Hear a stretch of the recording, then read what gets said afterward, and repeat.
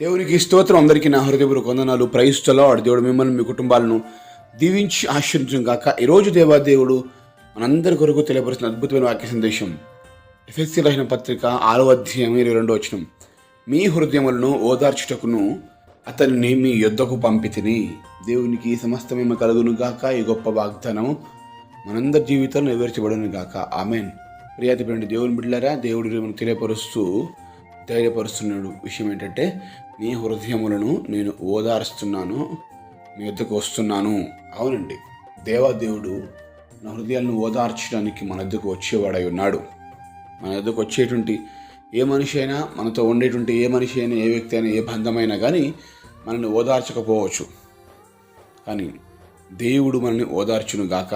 ఓదార్చే దేవుడు మన దగ్గరికి వస్తున్నాడు. హల్లెలూయా. మనుషులు మన దగ్గరికి వస్తూ ఉంటారు. వాళ్ళని బట్టి మనము చింతపడాల్సిన అవసరం లేదు. ఇక్కడ పౌలు భక్తుడు ఎఫెసీ సంఘానికి తుకికు అనే ఒక వ్యక్తిని పంపించి, అతడు మీ యొద్దకు వచ్చి మిమ్మల్ని ఓదార్చును, మీ హృదయమును ఓదార్చుటకు అతని మీ యొద్దకు పంపితిని. పౌలు భక్తుడే తుకికు అనే వ్యక్తిని ఎఫెసీ సంఘాన్ని దగ్గరికి పంపించాడంట. మీ యొద్దకు పంపితిని అంటున్నాడు. ఒక సేవకుడు వెళ్ళి వారి హృదయాలను ఓదారుస్తూ ఉన్నాడు ఎఫెసీ సంఘం. ఎందుకు? వారు ఎంతో హృదయ వేదనతో ఉన్నారు, హృదయంలో బాధతో ఉన్నారు. ఎవరికి చెప్పినా కానీ ఈ వేదన, ఈ బాధ ఎవరు తీసేయలేని పరిస్థితిలో వారు ఉన్నారు. ఎవరు తీసేస్తారు? మరి ఎవరు తీసేయాలి? తీసేసేది ఒక్కడే దేవుని సేవకుడుగా. దేవుడు వచ్చి హృదయాలను బలపరుస్తాడు, ధైర్యపరుస్తాడు, నిమ్మలపరుస్తాడు, నెమ్మదిని దయచేస్తాడు.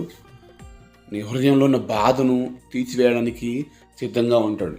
ప్రియాతి దేవుని బిడ్డారా, ఆనాడు పౌలు భక్తుడు ఒక సేవకుడు తుకికును పంపినట్లుగానే ఈనాడు యేసుక్రీస్తు ప్రభు ఈ భూలోకానికి ఆదరణకర్త అనే పరిశుద్ధాత్మ దేవుని పంపి మీ హృదయాలను ఓదార్చడానికి మీ యొద్దకు పంపుతా ఉన్నాడు. స్తోత్రం కలుగును గాక. దేవుడు మీ హృదయాలను ఓదార్చుటకు మీ యొద్దకు వచ్చును. ఎస్, మీ యొద్దకు వచ్చి ఏ మనిషి అయినా నీ హృదయాన్ని ఓదార్చుడో, కానీ దేవుడు మాత్రం తప్పక నీ యొద్దకు వచ్చి నీ హృదయాన్ని ఓదార్చు, నిన్ను కౌగులించుకొని నీలోని బాధ మొత్తం తీసివేయును. అవునండి, యేసుక్రీస్తు ప్రభు దేవుడు ఆయన గాయపడిన హృదయాన్ని కట్టడానికి వచ్చాడు. గుండె పగిలిన వారిని ఓదార్చడానికి, వారి పగిలినటువంటి హృదయాన్ని అతికించడానికి, విరిగి నెలిన మనసుతో, విరిగి నెలిన హృదయంతో ఎవరైతే ఉంటారో వారిని దేవుడు ఇష్టపడుతూ ఉంటాడు. వారిని దేవుడు కౌగులించుకొని, హత్తుకొని వారి మీద తన ప్రేమను చూపిస్తూ ఉన్నాడు.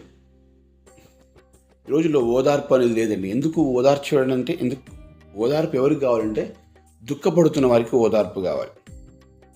హృదయంలో బాధ, వేదన ఎవరికైనా చెప్పుకుంటే నా బాధ పోతుందేమో అని ఎదురు చూస్తూ ఉంటారు.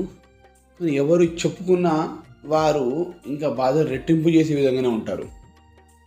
వినండి బాగా, ఎవరికైనా చెప్పుకుంటే నా బాధ పోతుందేమో అనుకుంటారు, కానీ ఎవరికైనా చెప్పుకున్నా కానీ ఆ బాధ రెట్టింపు అవుతుంది. ఎందుకంటే వారు ఓదార్చరు. సహా ఏం చేస్తారంటే, ఇంకా మనల్ని 4 రకాల మాటలు చెప్పి ఇంకా భయపెట్టే పరిస్థితిలోకి తీసుకెళ్తూ ఉంటారు. ఇదిగో వాళ్ళ జీవితం ఇలా జరిగింది, వీళ్ళ జీవితం ఇలా జరిగింది, ఈ అనారోగ్యం వచ్చినప్పుడు ఇట్లా జరిగింది, అట్లా జరిగింది, వారి పిల్లల భవిష్యత్తు ఇంతే అయిపోయింది, ఇక వారు ఇంతే, నీ కుటుంబ పరిస్థితి ఇంతే, నీ భర్త పరిస్థితి, నీ భార్య పరిస్థితి ఇంతే, నీకు ఆర్థిక ఇబ్బందులు ఉన్నాయి కదా, ఇక నువ్వు బయటపడలేవు, నువ్వేం పని చేస్తున్నావు, నీకు ఈ జాబ్ రాదు, నీ పరిస్థితి ఇంతే ఇంతే ఇంతే అని చెప్పేసి మనుషులు అంటూ ఉంటారు.